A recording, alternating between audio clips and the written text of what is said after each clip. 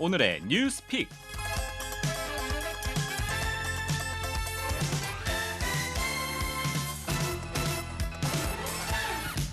스포츠와 관련한 이야기를 나눠보는 스담입니다. 체육부 박세훈 기자 나와 있습니다. 박 기자 어서 오세요. 네, 안녕하세요. 네, 오늘은 어떤 주제 가져오셨습니까? 네, 오늘은 2018년 한 해 동안 우리나라 체육계에서 벌어진 수많은 사건과 사고를 돌아보고자 합니다. 네, 올해 정말 스포츠 이벤트가 많았습니다. 먼저 생각나는 게 평창 동계 올림픽인데요.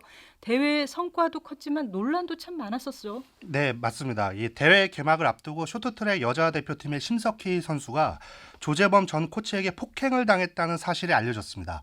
대회가 끝나고는 팀킴 신드롬을 일으켰던 여자 컬링 대표팀이 김경도 일가로부터 부당한 대우를 받았다고 폭로해 충격을 줬습니다. 네. 빙상에서는 김보름과 노선영을 둘러싼 왕따 주행 논란이 빚어졌고요. 이승훈에게 메달을 몰아주기 위해 동료들을 희생시킨 것 아니냐는 의혹도 나왔습니다. 빙상 파벌 싸움이 또 한 번 수면 위로 떠올라서 많은 팬들을 실망시켰습니다. 또 남북 단일팀의 감독을 선사한 여자 아이스하키 대표팀이 있었잖아요. 네. 올림픽 이후에는 내용을 겪었습니다.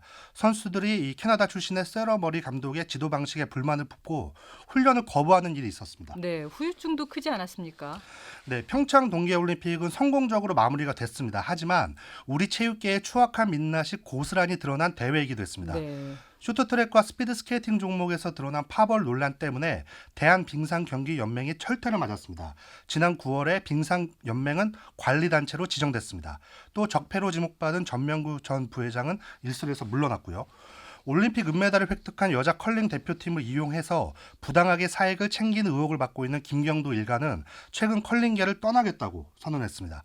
현재 그들을 대상으로 문체부와 대한체육회 합동 특정감사가 진행되고 있고요. 감사 결과는 내년 초에 발표될 예정입니다. 그리고 머리 감독은 여자 아이스하키 대표팀 감독 재계약 불발됐고요. 항명을 일으켰던 선수들에게도 징계가 내려졌습니다. 네, 돌아보면 성적만 좋으면 모든 게 용서된다. 그런 발상, 말하자면 지나친 성적 지상주의가 이런 논란을 일으킨 거 아닌가 싶은데 어떻게 보십니까? 예, 제가 질문 하나 던져볼게요. 네.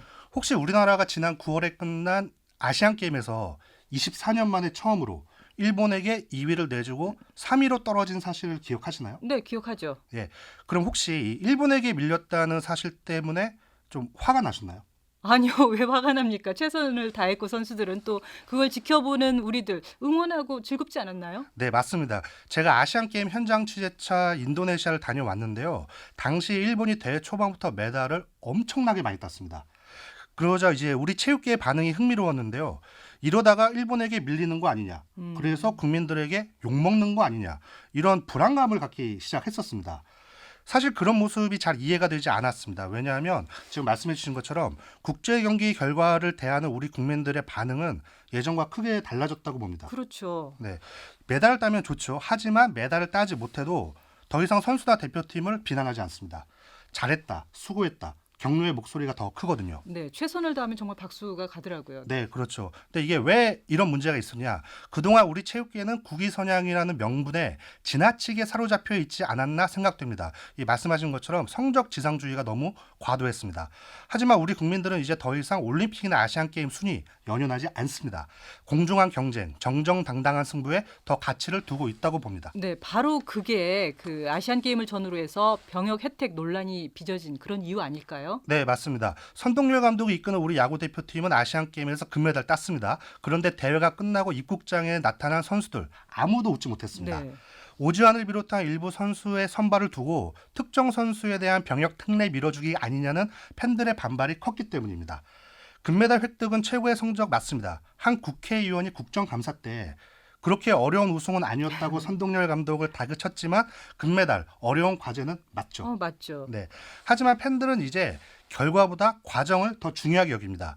반면 우리 체육계는 올 한 해 동안 그런 스포츠 팬들의 성숙해진 인식을 따라가지 못했습니다. 네, 국제대회에서 좋은 성적을 거두면 병역 특례를 주는 제도에 대해서도 논란이 많았잖아요. 네, 그렇습니다. 이 아시안게임을 계기로 촉발됐는데요. 지난 2014년 인천 아시안게임 우승으로 병역 특례를 받았고 이번 러시아 월드컵에도 출전했던 축구대표팀의 장현수 선수 있지 않습니까? 네. 이 선수가 봉사활동 증빙 자료를 조작했다는 의혹을 받았습니다. 네. 그뿐만이 아니라 이제 유도의 간판 안바울 선수 역시 같은 의혹을 받았습니다. 그 결과 장현수는 국가대표 자격 영구 박탈 중징계를 받았고요. 안바울은 현재 선수촌에서 퇴출했습니다. 그리고 이 같은 논란이 최근에는 배드민턴 간판 이용대계까지 번진 상태입니다. 병역 특례에 대한 의무를 제대로 이행하지 않은 선수는 더 많을 수도 있다. 이런 체육계에는 우려를 갖고 있습니다. 이 국제대회에서 좋은 성적을 거둔 선수에게 지금처럼 계속 병역 특례를 주는 것이 과연 맞는 일이냐, 이에 대한 논의가 아마도 내년에는 보다 본격적으로 펼쳐질 것으로 예상됩니다. 네, 올 한 해 체육계에 참 논란도 많았는데 자, 그렇다면 개선을 위해서는 어떻게 해야 할까요?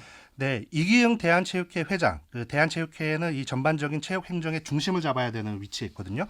지난주 기자회견 열었습니다. 체육계 혁신안을 공개했는데요. 가장 눈에 띄는 대목은 대한체육회 산하 각 경기단체를 대상으로 광범위한 전수조사를 실시하겠다는 내용입니다. 이 컬링에서 드러난 것과 같은 조직의 사유화를 비롯해서 폭력행위, 여기에는 성폭력도 포함이 됩니다. 승부조작, 입시비리, 이런 체육계 주요 비위가 드러나는 단체에 대해서는 자격을 박탈할 수도 있다.